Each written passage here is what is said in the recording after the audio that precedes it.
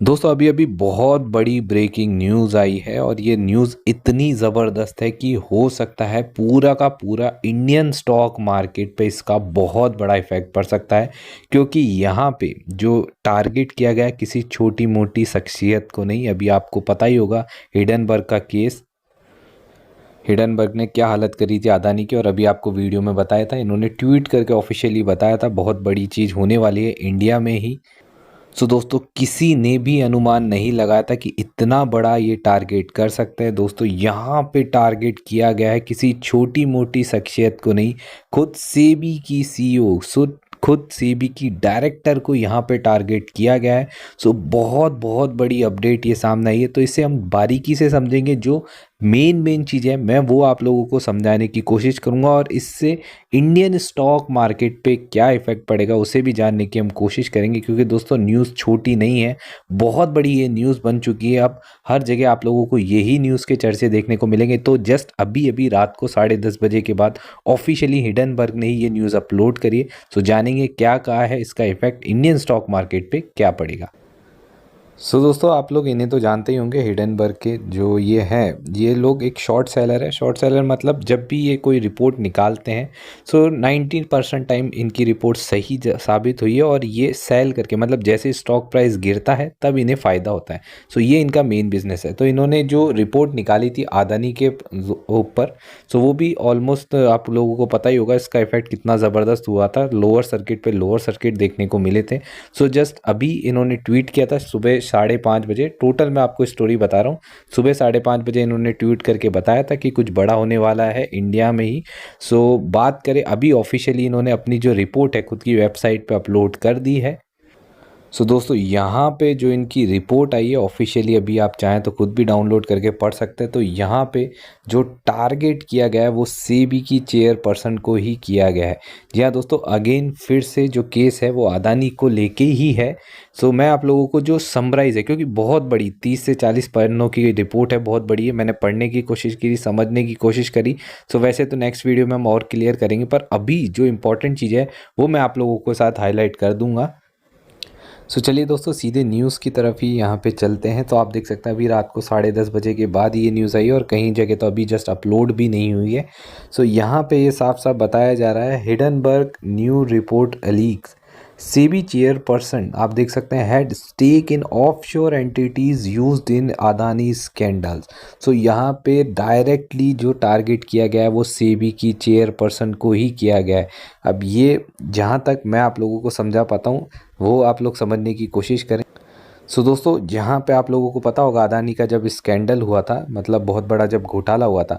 ये जैसे कंपनी मान लीजिए अदानी की है, ये है हमारी जो सेबी की डायरेक्टर है, सेबी इस तरह लिख देता हूँ मैं।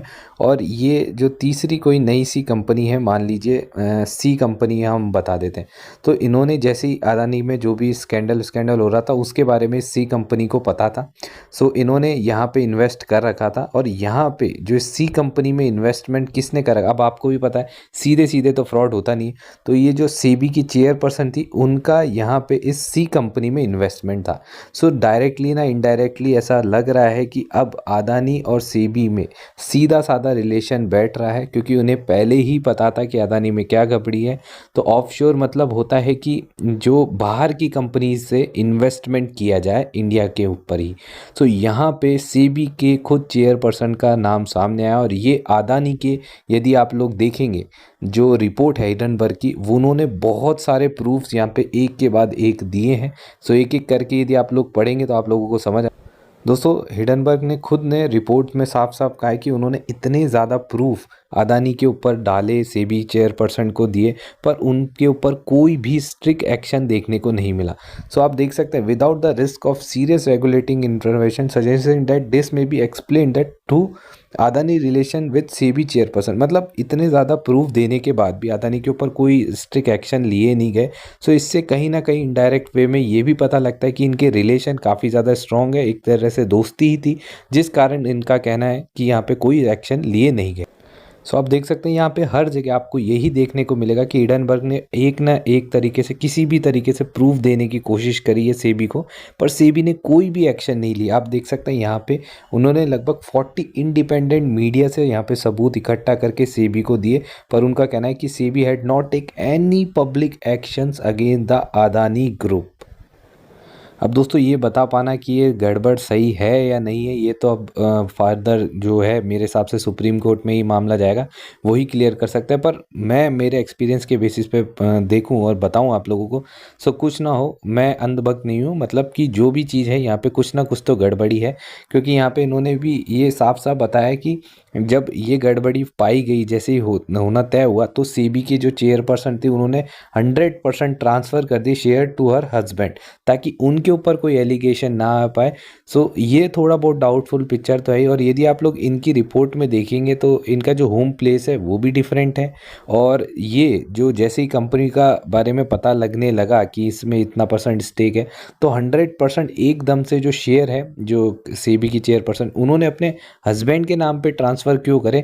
तो ये काफ़ी बड़ा एक क्वेश्चन मार्क रखता है, जो कि हिडनबर्ग ने विद प्रूफ यहाँ पे सबमिट किया है अपनी रिपोर्ट। सो दोस्तों अब ये मामला तो है जो बहुत लंबा खींचने वाला है, बहुत सारी चीज़ें हैं यहाँ पे। मैं एक एक चीज़ें कवर करूँ तो लगभग 30 मिनट से भी ज़्यादा की वीडियो हो सकती है। सो कहने का मतलब तो यही था कि अब ये मामला बहुत ज़्यादा सीरियस और बहुत बड़ा हो चुका है। मेरे हिसाब से डेफिनेटली मंडे के दिन बाज़ार में भयंकर प्रेशर देखने को मिल सकता है, क्योंकि ये जो बात है छोटी मोटी नहीं है। खुद सेबी के चेयरपर्सन पे डायरेक्टली हिडनबर्ग ने करी, और हिडनबर्ग का टारगेट है कि मतलब इनका रिकॉर्ड 90 मोर देन 90% इनकी जो भी बातें होती है वो सही होती है। और बाकी मुझे भी पर्सनली, मैं वैसे तो काफ़ी ज़्यादा अपने उसको सपोर्ट ही करूँगा, ये फॉल्स ही होगी जहाँ तक है। पर देखिए हमारा पॉइंट है स्टॉक मार्केट के पॉइंट ऑफ व्यू से सोचना। सो जिस हिसाब से जो एलिगेशन आ रहे थे, जिनके सेबी ने जवाब नहीं दिए, तो थोड़ी ना थोड़ी बहुत डाउटफुल पिक्चर तो रहती ही रहती है। सो मामला बहुत ज़्यादा सीरियस हो चुका है। अब देखते हैं स्टॉक मार्केट के इफेक्ट। मेरे हिसाब से तो मंडे को भयंकर गिरावट काफ़ी ज़्यादा पॉसिबल है, हो भी सकता है अदानी में लोअर सर्किट भी लग जाए। सो आपको यही कहूँगा, अभी बहुत ज़्यादा अलर्ट होके रहिए। बाकी जो भी नेक्स्ट अपडेट होगी मैं आप लोगों को शेयर करता रहूँगा। बाकी अभी मामला बहुत ज़्यादा सीरियस हो चुका है। सो आशा करता हूँ रात को 11-12 बजे के आसपास ये वीडियो आप लोगों ने देखी होगी।